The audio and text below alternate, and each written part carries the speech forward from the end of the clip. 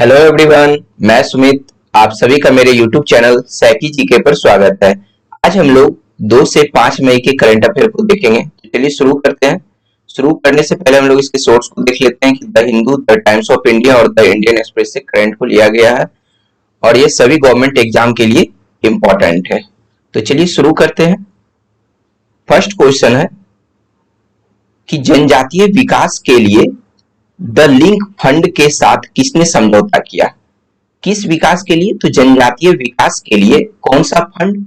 तो the link fund के साथ किसने समझौता किया? तो इसका सही आंसर होगा ट्राइफेड ने। ठीक है, ट्राइफेड ने द लिंक फंड के साथ समझौता किया। किस विकास के लिए? तो जनजातीय विकास के लिए। तो आइए हम लोग इसके बारे में देखते हैं कि जनजातीय विकास के लिए द लिंक फंड के साथ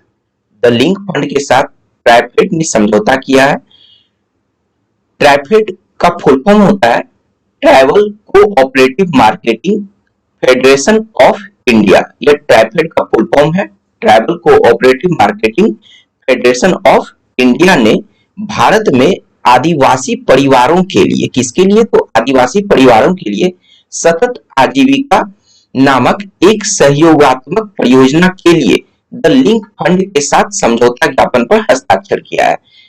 किसके लिए किया है? तो भारत में आदिवासी परिवारों के लिए सतत आजीविका नामक एक सहयोगात्मक परियोजना के लिए द लिंक फंड के साथ समझौता ज्ञापन पर हस्ताक्षर किया है ट्राइफेड ने। ठीक है, इस परियोजना के तहत दोनों संगठन मिलकर काम करेंगे। अब नेक्स्ट पॉइंट है कि ट्राइफेड भारत में आदिवासी समुदाय के सशक्तिकरण के लिए काम करते हुए जनजातीय मामलों के मंत्रालय के प्रशासनिक नियंत्रण में एक नोडल एजेंसी है। ठीक है, हम लोग देख लेंगे ट्राइफेड क्या है। तो चलिए नेक्स्ट क्वेश्चन है कि एक्सिस बैंक के एमडी और सीईओ कौन बने? तो एक्सिस बैंक के एमडी और सीईओ अमिताभ चौधरी बने। अमिताभ चौधरी को बैंक बोर्ड द्वारा 3 वर्षों के लिए निजी क्षेत्र के ऋणदाता एक्सिस बैंक के प्रबंध निदेशक और सीईओ के रूप में फिर से नियुक्त किया गया है। इसका मतलब यह हुआ कि वर्तमान में भी एक्सिस बैंक के एमडी और सीईओ अमिताभ चौधरी ही है, लेकिन इनकी नियुक्ति को 3 साल के लिए बढ़ा दिया गया है। ठीक है, अब हम लोग कुछ स्टैटिक देख लेते हैं एक्सिस बैंक से कि एक्सिस बैंक का मुख्यालय कहाँ है। तो एक्सिस बैंक का मुख्यालय मुंबई में है।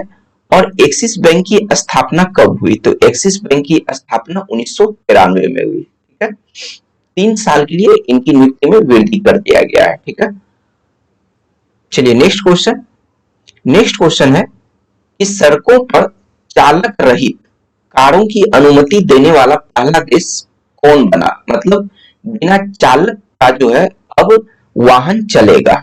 तो ऐसा करने वाला, मतलब कि सड़कों पर चालक रहित कारों की अनुमति देने वाला पहला देश कौन बना? माने इस मामले में पहला देश कौन बना है चालक रहित कार की अनुमति देने वाला? तो यह पहला देश यूनाइटेड किंगडम बना। ठीक है, यूनाइटेड किंगडम यानी ब्रिटेन जिसे कहते हैं, यूनाइटेड किंगडम कम गति पर स्व ड्राइविंग वाहनों के उपयोग के लिए, यानी स्व ड्राइविंग करने का मतलब खुद से जो यह गाड़ी चलेगी, तो स्व ड्राइविंग वाहनों के उपयोग के लिए विनियमन की घोषणा करने वाला पहला देश बन गया है। ठीक है, इंपॉर्टेंट क्वेश्चन है। नेक्स्ट पॉइंट है कि यूके स्वायत्त ड्राइविंग तकनीक को आगे बढ़ाने में सबसे आगे रहना चाहता है। यूके की सरकार ने अनुमान लगाया है कि यूके की लगभग 40% कारों में 2035 तक स्व ड्राइविंग क्षमता होगी। मतलब एक तरह से वहां की सरकार, ब्रिटेन सरकार ने यह अनुमान लगाया है कि वहां पे जितनी कारें हैं, मतलब कि 40% कार में स्व ड्राइविंग की सुविधा दी जाएगी 2035 तक जो है। ठीक है, एक डेडलाइन उन्होंने रखा है 2035 तक जो है 40% कारों के लिए। ठीक है, नेक्स्ट पॉइंट है कि एक स्व ड्राइविंग वाहन पूरी तरह से स्वायत्त है। पूरी तरह से स्वायत्त मतलब ये खुद से जो है चलेगी, जो इसके लिए किसी भी ड्राइवर की जरूरत नहीं है। वाहन के सुरक्षित संचालन के लिए किसी चालक की आवश्यकता नहीं है। ठीक है, नेक्स्ट पॉइंट है कि स्व ड्राइविंग तकनीक को उबर, गूगल, निसान, टेस्ला द्वारा विकसित किया गया। यह पॉइंट देखिए बहुत ही इंपॉर्टेंट है। यह आपका जो पॉइंट आपको ध्यान में रखना है ये पूछा जा सकता है, खास करके बीपीएससी एग्जाम में जहां पर कि ई ऑप्शन दिया जाता है, तो वहां पर जो है आपको ये नाम याद रखना है, ठीक है। 4 ऑप्शन के लिए तो चलिए दिक्कत नहीं होता, लेकिन जहां पर ई ऑप्शन हो जाता है, 5 ऑप्शन जो है, तो वहां पर जो है दिक्कत होती है। तो इसके लिए देखिए, ये पॉइंट आपको याद रखना है कि स्व ड्राइविंग तकनीक को उबर, गूगल, निसान, टेस्ला द्वारा विकसित किया गया। मतलब इन चारों के द्वारा जो है इस तकनीक को, यानी स्व ड्राइविंग तकनीक को विकसित किया गया है, ठीक है। चलिए नेक्स्ट क्वेश्चन की ओर बढ़ते हैं। नेक्स्ट क्वेश्चन है कि विश्व हास्य दिवस कब मनाया जाता है? विश्व हास्य दिवस कब मनाया जाता है? तो विश्व हास्य दिवस 2 मई को मनाया जाता है। इसके बारे में हम लोग देखते हैं कि विश्व हास्य दिवस हर साल मई के पहले रविवार को मनाया जाता है। देखिए, इसका मतलब यह हुआ कि हर साल जो है एक यह फिक्स किया गया है कि हर साल मई के पहले रविवार को मनाया जाता है। यह हंसी और उसके कई उपचार के लाभों के बारे में जागरूकता बढ़ाने का दिन है, ठीक है। ऐसे भी हंसने से बहुत सारे बीमारियां दूर होती है, तो वही बात यहाँ पे लिखा गया है कि यह हंसी और इसके कई उपचार के लाभों के बारे में जागरूकता बढ़ाने का दिन है। इस साल हास्य दिवस 2 मई को मनाया गया। मतलब ऐसे तो क्या है कि विश्व हास्य दिवस हर साल मई के पहले रविवार को मनाया जाता है, यह फिक्स किया गया है, लेकिन प्रत्येक साल जो है अब मई का पहला रविवार तो अलग अलग डेट पड़ेगा। तो इस बार कौन सा दिन पड़ा? तो इस बार जो है 2 मई पड़ा, ठीक है। तो आपको इस बार के लिए याद रखना है कि इस बार विश्व हास्य दिवस कब मनाया गया? तो विश्व हास्य दिवस इस साल 2021 में 2 मई को मनाया गया। नेक्स्ट पॉइंट है कि विश्व हास्य दिवस पहली बार 10 मई 1998 को दुनिया भर में हास्य योग आंदोलन के संस्थापक डॉक्टर मदन कटारिया की पहल पर मनाया गया था। तो आपको यहाँ पर पता चल गया कि हास्य योग आंदोलन के संस्थापक कौन थे? तो डॉक्टर मदन कटारिया। और पहली बार इसे कब मनाया गया था? तो 10 मई 1998 को मनाया गया था विश्व स्तर पर, ठीक है। चलिए नेक्स्ट क्वेश्चन देखते हैं। नेक्स्ट क्वेश्चन है कि विश्व टूना दिवस कब मनाया जाता है? तो इसका सही आंसर होगा 2 मई। 2 मई को विश्व टूना दिवस मनाया जाता है। तो देखते हैं हम लोग टूना क्या है। तो विश्व टूना दिवस हर साल 2 मई को विश्व स्तर पर मनाया जाता है। नेक्स्ट पॉइंट यह है कि यह दिन संयुक्त राष्ट्र द्वारा टूना मछली के महत्व के बारे में जागरूकता बढ़ाने के लिए स्थापित किया गया है। तो हम लोग इमेज में भी देख रहे हैं यहाँ पर कि टूना मछली का नाम है, और यही जो है टूना मछली है। ये जो इमेज देख रहे हैं ये टूना मछली का पिक है, ठीक है। तो इसी के लिए जो है, मतलब संयुक्त राष्ट्र द्वारा जो है टूना मछली के महत्व के बारे में जागरूकता बढ़ाने के लिए, यानी इस मछली जिसका नाम है टूना मछली के महत्व के बारे में जागरूकता बढ़ाने के लिए संयुक्त राष्ट्र के द्वारा इस दिवस को मनाने की शुरुआत की गई थी विश्व स्तर पर। यह दिवस पहली बार 2017 में मनाया गया था। पहली बार इसे 2017 में मनाना शुरू किया गया था। नेक्स्ट क्वेश्चन है कि हाल ही में पंडित देवव्रत चौधरी का निधन हो गया। वह किस क्षेत्र से संबंधित थे? ठीक है, तो यह एक सितार वादक थे। सितार वादक पंडित देवव्रत चौधरी का निधन हो गया। उन्हें पद्म भूषण और पद्म श्री से सम्मानित किया गया था। इन्हें पद्म भूषण और पद्म श्री दोनों से सम्मानित किया जा चुका है। इनके बारे में नेक्स्ट पॉइंट है कि वह एक शिक्षक और लेखक भी थे, यानी सितार वादक के साथ साथ शिक्षक और लेखक भी थे।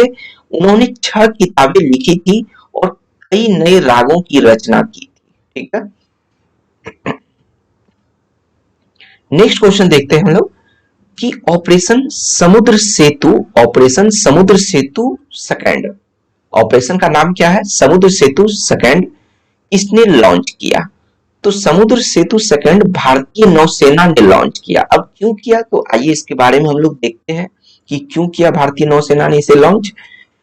तो देश में कोविड-19 मामले में तीव्र उछाल के बीच ऑक्सीजन की लगातार मांग को पूरा करने के लिए, देखिए पॉइंट यहां पर छुपा हुआ है कि किसके लिए इसे लॉन्च किया भारतीय नौसेना ने। मतलब इस ऑपरेशन जिसका नाम है समुद्र सेतु सेकंड, तो इसे भारतीय सेना ने लॉन्च क्यों किया? क्योंकि कारण जानना बहुत जरूरी है, क्योंकि आजकल एग्जाम में रीजन पूछ लिया जाता है। तो ऑक्सीजन की लगातार मांग को पूरा करने के लिए भारतीय नौसेना ने ऑपरेशन समुद्र सेतु सेकंड लॉन्च किया है। ठीक है, तो रीजन समझ गए कि ऑक्सीजन की लगातार, ये कोविड-19 मामले में जो तीव्र गति से जो उछाल हुआ है भारत में, तो उसी ऑक्सीजन की मांग को पूरा करने के लिए भारतीय नौसेना ने इस ऑपरेशन को लॉन्च किया है। नेक्स्ट पॉइंट हम लोग देखते हैं कि भारतीय नौसेना के प्रमुख कौन है? तो एडमिरल करमबीर सिंह। यह आपका करंट ही है, प्रमुख का जो है मतलब जो अभी करंट में वर्तमान में है, तो इसे याद रखना कि भारतीय नौसेना के प्रमुख कौन है? तो एडमिरल करमबीर सिंह। अब इससे एक पॉइंट स्टैटिक है।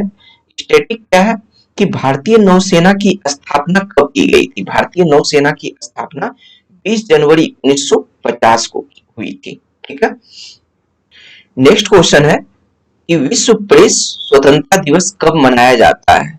तो विश्व प्रेस स्वतंत्रता दिवस हर साल 3 मई को मनाया जाता है। तो हम लोग देखते हैं इसके बारे में कि विश्व प्रेस स्वतंत्रता दिवस हर साल 3 मई को विश्व स्तर पर मनाया जाता है। इस वर्ष के विश्व प्रेस स्वतंत्रता दिवस की थीम क्या है? मतलब 2021 में जो विश्व प्रेस स्वतंत्रता दिवस मनाया गया है, तो इस बार का थीम क्या है? तो इस बार का थीम है सूचना से जन कल्याण। आपको याद रखना इस पॉइंट को कि इस बार यानी इस साल विश्व प्रेस स्वतंत्रता दिवस जो कि मनाया गया, तो उसका थीम क्या है? तो उसका थीम है सूचना से जन कल्याण। नेक्स्ट पॉइंट है कि संयुक्त राष्ट्र महासभा ने अफ्रीका प्रेस की स्वतंत्रता को बढ़ावा देने के लिए, किसके प्रेस की स्वतंत्रता को बढ़ावा देने के लिए? अफ्रीका प्रेस की स्वतंत्रता को बढ़ावा देने के लिए किसने? तो संयुक्त राष्ट्र महासभा ने इनकी स्वतंत्रता को बढ़ावा देने के लिए 1993 में विश्व प्रेस स्वतंत्रता दिवस की स्थापना की थी। तो यानी कब किया गया था इस दिवस की स्थापना? तो 1993 में किया गया था। इसको बढ़ावा देने के लिए, किसके प्रेस की स्वतंत्रता को बढ़ावा देने के लिए? तो अफ्रीका प्रेस की स्वतंत्रता को बढ़ावा देने के लिए। किसने ऐसा किया था? तो संयुक्त राष्ट्र महासभा ने किया था। ठीक है, चलिए नेक्स्ट क्वेश्चन हम लोग देखते हैं कि नेक्स्ट क्वेश्चन है कि आरबीआई के नए डिप्टी गवर्नर कौन होंगे? ठीक है, आरबीआई के नए डिप्टी गवर्नर कौन होंगे? तो इसका सही आंसर होगा T Ravishankar. T Ravishankar RBI के नए डिप्टी गवर्नर होंगे। भारतीय रिजर्व बैंक के कार्यकारी निदेशक टी रविशंकर को केंद्रीय बैंक के चौथे डिप्टी गवर्नर के रूप में नामित किया गया है। ठीक है, में डिप्टी गवर्नर, तो चौथे डिप्टी गवर्नर के रूप में नामित किया गया है। नेक्स्ट पॉइंट है वे आरबीआई में भुगतान प्रणाली, फिनटेक, सूचना प्रौद्योगिकी और जोखिम प्रबंधन के प्रभारी हैं। वे बीपी कानूनगो के डिप्टी गवर्नर का स्थान लेंगे, यानी वे बीपी कानून, इससे पहले जो है मतलब किसका स्थान लेंगे? तो ये बीपी कानूनगो का स्थान लेंगे। ठीक है, नेक्स्ट क्वेश्चन है कि जापान का order of the rising sun, Japan का एक सम्मान है जिसका नाम क्या है? Order of the rising sun सम्मान से किन्हें सम्मानित किया गया है? तो इसका सही आंसर होगा श्यामला गणेश। लेकिन क्वेश्चन इस तरह से भी पूछा जा सकता है कि order of the rising sun सम्मान किस देश का है? ठीक है, तो क्योंकि इस तरह का क्वेश्चन पूछा गया है, तो order of the rising sun सम्मान ये जापान का सम्मान है, जापान का प्रतिष्ठित सम्मान है।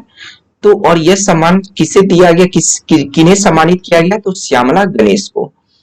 चलिए देखते हैं हम लोग कि जापानी सरकार ने हाल ही में बंगलुरु स्थित जापानी शिक्षिका श्यामला गणेश को ऑर्डर ऑफ राइजिंग सन से सम्मानित किया है।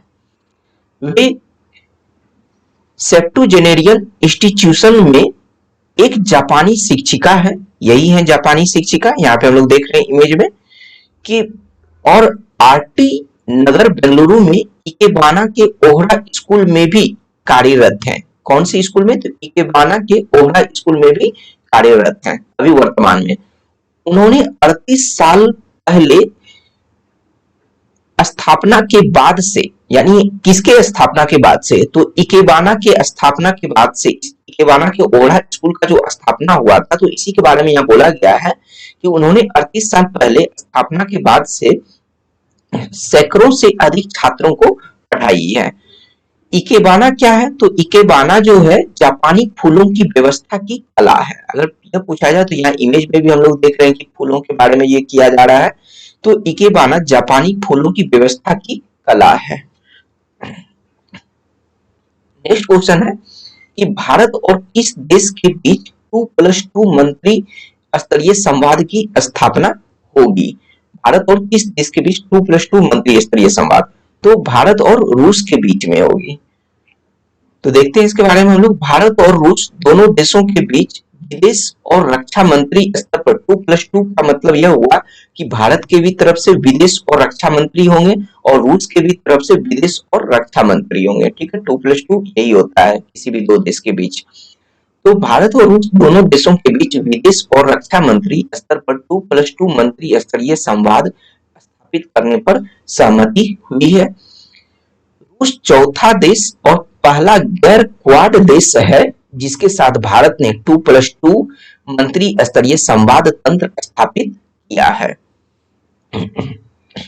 भारत का अमेरिका, जापान, ऑस्ट्रेलिया के साथ ऐसा तंत्र है। ऐसा तंत्र करने का मतलब 2+2 वार्ता का जो किया जाता है, तो वह भारत का इससे पहले, रूस से पहले जापान, अमेरिका और ऑस्ट्रेलिया के साथ इस तरह का वार्ता किया जा चुका है। ठीक है, और चौथा देश बना है रूस भारत के साथ करने वाला।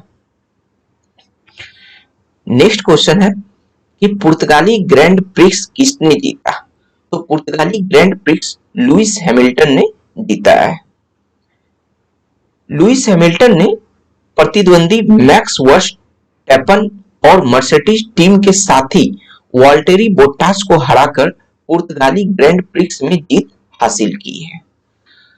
नेक्स्ट क्वेश्चन की ओर देखते हैं हम लोग कि नेक्स्ट क्वेश्चन है कि एचसीएल टेक को पीछे छोड़ तीसरी सबसे बड़ी भारतीय आईटी कंपनी कौन बनी है? ठीक है, यानी तीसरे नंबर, इसका मतलब यह हुआ कि तीसरे नंबर पे एचसीएल थी, तो अब इसे पछाड़कर मतलब कि तीसरी सबसे बड़ी भारतीय आईटी कंपनी कौन बनी, यानी तीसरे नंबर पे अब कौन सी आईटी कंपनी बन चुकी है? तो इसका सही आंसर होगा विप्रो। तो देखते हैं हम लोग कि विप्रो ने एचसीएल टेक्नोलॉजी की 2.62 ट्रिलियन रुपए बाजार पूंजीकरण को दबाकर 2.65 ट्रिलियन रुपए के बाजार पूंजीकरण द्वारा तीसरी सबसे बड़ी भारतीय आईटी सेवा कंपनी के रूप में पुनः अपना स्थान प्राप्त किया। यानी पहले भी तीसरे नंबर पर यही था, लेकिन कुछ समय के लिए जो है क्या हुआ कि तीसरे नंबर पर जो है एचसीएल आ चुका था, लेकिन अब फिर से विप्रो आ गया है। ठीक है, अब हम लोग देखते हैं कि पहले नंबर पे कौन है, दूसरे नंबर पे कौन है। तो टीसीएस 11.51 ट्रिलियन रुपए के बाजार पूंजीकरण के साथ इंफोसिस के बाद सूची में सबसे ऊपर है। तो इसका मतलब यह हुआ सबसे पहले स्थान पर जो आईटी कंपनी है वह इंफोसिस है और सेकेंड स्थान पर टीसीएस है और तीसरे नंबर पर विप्रो है। ठीक है, विप्रो लिमिटेड के अध्यक्ष ऋषभ प्रेमजी हैं और विप्रो का मुख्यालय कहाँ है? विप्रो का मुख्यालय बेंगलुरु में है। चलिए नेक्स्ट क्वेश्चन है कि अंतर्राष्ट्रीय अग्निशमन दिवस कब मनाया जाता है? अंतर्राष्ट्रीय अग्निशमन दिवस कब मनाया जाता है? तो ये 4 मई को मनाया जाता है। 1999 से हर साल 4 मई को अंतर्राष्ट्रीय अग्निशमन दिवस मनाया जाता है। यह दिवस बलिदानों को पहचानने और सम्मानित करने के लिए मनाया जाता है। ठीक है, 2 दिसंबर 1998 को ऑस्ट्रेलिया में एक बुश फायर में दुखद परिस्थितियों में 5 अग्निशामकों की मौत के बाद इस दिवस की शुरुआत की गई थी। क्यों की गई थी? तो इसका यहाँ पे रीजन दिया गया है कि 2 दिसंबर 1998 को ऑस्ट्रेलिया में एक बुश फायर में दुखद परिस्थितियों में 5 अग्निशामकों की मौत के बाद इस दिवस को मनाने की शुरुआत की गई। ठीक है, नेक्स्ट क्वेश्चन है कि हाल ही में क्रिकेट खिलाड़ी थिसारा परेरा ने रिटायरमेंट की घोषणा की है। वह किस देश से संबंधित है? वह श्रीलंका के क्रिकेट खिलाड़ी हैं। तो श्रीलंकाई ऑलराउंडर और पूर्व कप्तान थिसारा परेरा ने अपने 12 साल के अंतर्राष्ट्रीय कैरियर को समाप्त करते हुए अंतर्राष्ट्रीय क्रिकेट से संन्यास लेने की घोषणा की है। ठीक है, नेक्स्ट क्वेश्चन है कि कोटक महिंद्रा लाइफ के एमडी किन्हें नियुक्त किया गया है। तो कोटक महिंद्रा लाइफ के एमडी महेश बाला सुब्रमण्यम को नियुक्त किया गया है। तो चलिए देखते हैं इसके बारे में। Kotak Mahindra life insurance company limited ने महेश बाला सुब्रमण्यम को कंपनी का प्रबंध निदेशक नियुक्त किया है। ठीक है, उन्हें जी मुरलीधर की सेवानिवृत्ति के बाद नियुक्त किया गया है। अब नेक्स्ट पॉइंट क्या है कि सुरेश अग्रवाल को कोटक जनरल इंश्योरेंस के एमडी और सीईओ के पद पर नियुक्त किया गया है। तो देखिए यहाँ क्वेश्चन में क्या है कि कोटक महिंद्रा लाइफ का एमडी किसे नियुक्त किया गया, तो महेश बाला सुब्रमण्यम। लेकिन यहाँ पर जो पॉइंट है कि कोटक जनरल इंश्योरेंस के एमडी और सीईओ किसे नियुक्त किया गया, तो यह कोटक जनरल इंश्योरेंस है और वहां पर कोटक महिंद्रा लाइफ है, दोनों अलग अलग क्वेश्चन है। तो कोटक जनरल इंश्योरेंस के एमडी और सीईओ सुरेश अग्रवाल को नियुक्त किया गया है। ठीक है, नेक्स्ट क्वेश्चन है कि अंतर्राष्ट्रीय ओलंपिक समिति के बिलीव इन स्पोर्ट अभियान के लिए एथलीट एम्बेसडर के रूप में किसे नामित किया गया है, इसके लिए तो अंतर्राष्ट्रीय ओलंपिक समिति के बिलीव इन स्पोर्ट अभियान के लिए एथलीट एम्बेसडर के रूप में किसे नामित किया गया है, तो इसका आंसर होगा सी, दोनों, मतलब पीवी सिंधु और मिशेल ली, दोनों को जो है एथलीट एम्बेसडर के रूप में नामित किया गया है। तो देखते हैं हम लोग कि बैडमिंटन वर्ल्ड फेडरेशन ने घोषणा की कि भारत की शटलर पीवी सिंधु और कनाडा की मिशेल ली, पीवी सिंधु भारत की है और मिशेल ली कनाडा की है, तो मिशेल ली को प्रतियोगिता में हेरफेर को रोकने के लिए, इसके लिए तो प्रतियोगिता में हेरफेर को रोकने के उद्देश्य से अंतर्राष्ट्रीय ओलंपिक समिति के बिलीव इन स्पोर्ट अभियान के लिए एथलीट एम्बेसडर के रूप में नामित किया गया। क्यों एम्बेसडर नामित किया गया है, तो इसका रीजन यहाँ पर दिया गया है। ठीक है, चलिए नेक्स्ट क्वेश्चन देखते हैं हम लोग कि राष्ट्रीय मानवाधिकार आयोग के कार्यकारी अध्यक्ष किन्हें नियुक्त किया गया है। तो राष्ट्रीय मानवाधिकार आयोग के कार्यकारी अध्यक्ष प्रफुल्ल चंद्र पंत को नियुक्त किया गया है। देखते हैं कि राष्ट्रीय मानवाधिकार आयोग के सदस्य न्यायमूर्ति प्रफुल्ल चंद्र पंत को कार्यकारी अध्यक्ष नियुक्त किया गया है। ठीक है, नेक्स्ट क्वेश्चन है कि हाल ही में पारुल देवी दास का निधन हो गया, वह किस राज्य की पहली महिला आईएएस थी। यह बहुत इंपॉर्टेंट क्वेश्चन है कि पारुल देवी दास का निधन हो गया, वह किस राज्य की पहली महिला आईएएस थी, तो वह असम राज्य की पहली महिला आईएएस थी, पारुल देवी दास। तो असम की पहली महिला आईएएस अधिकारी पारुल देवी दास का निधन हो गया, वह असम मेघालय कैडर के आईएएस अधिकारी थी। वह अविभाजित असम के पूर्व कैबिनेट मंत्री रामनाथ दास की बेटी थी। ठीक है, तो हम लोग समझ गए यहाँ पर। तो चलिए नेक्स्ट क्वेश्चन है। नेक्स्ट क्वेश्चन है कि कोयला खनिक दिवस कब मनाया जाता है। कोयला खनिक दिवस 4 मई को मनाया जाता है। कोयला खनिक दिवस कब मनाया जाता है, तो कोयला खनिक दिवस 4 मई को मनाया जाता है। कोयला खनिक दिवस 4 मई को औद्योगिक क्रांति के कुछ महान अनसुने गायकों की कड़ी मेहनत की सराहना करने के लिए मनाया जाता है। ठीक है, नेक्स्ट क्वेश्चन है कि आईसीआईसीआई बैंक पर आरबीआई ने कितने करोड़ का जुर्माना लगाया है। तो कितने करोड़ का, तो 3 करोड़ का जुर्माना लगाया है। अब देखते हैं हम लोग कि क्यों जुर्माना लगाया 3 करोड़ का आरबीआई ने आईसीआईसीआई बैंक पर। तो भारतीय रिजर्व बैंक ने प्रतिभूतियों के एक श्रेणी से दूसरी श्रेणी में हस्तांतरित करने के मामले में अपने निर्देशों का पालन न करने के लिए आईसीआईसीआई बैंक पर 3 करोड़ का मौद्रिक जुर्माना लगाया है। ठीक है, तो हम लोग देख लिए कि क्यों 3 करोड़ का जुर्माना आईसीआईसीआई बैंक पर लगाया गया है। नेक्स्ट क्वेश्चन है कि विश्व अस्थमा दिवस कब मनाया जाता है। तो विश्व अस्थमा दिवस 4 मई को मनाया जाता है। आइए देखते हैं इसके बारे में हम लोग कि विश्व अस्थमा दिवस हर साल मई के पहले मंगलवार को मनाया जाता है। मतलब फिक्स यह किया गया है कि हर साल यह दिवस मई के पहले मंगलवार को मनाया जाता है। तो इस साल जो है मई का पहला मंगलवार कौन सा दिन, मतलब कि डेट पड़ा, तो इस वर्ष यह 4 मई को मनाया जा रहा है। तो आपसे इस साल का पूछा जाएगा कि इस वर्ष विश्व अस्थमा दिवस कब मनाया गया, तो 4 मई को मनाया गया। यह दुनिया भर में अस्थमा की बीमारी और देखभाल के बारे में जागरूकता फैलाता है। विश्व अस्थमा दिवस 2021 का विषय क्या है? तो जिसे थीम कहते हैं, विषय कहिए चाहे थीम कहिए, तो इस साल का थीम क्या है इस दिवस के लिए? अस्थमा की गलत धारणा को उजागर करना, यह इसका थीम है इस वर्ष के लिए। क्या है? अस्थमा की गलत धारणा को उजागर करना, मतलब अस्थमा के बारे में जो लोगों के मन में गलत धारणा है तो उसी को उजागर करना, यही इस वर्ष का थीम है।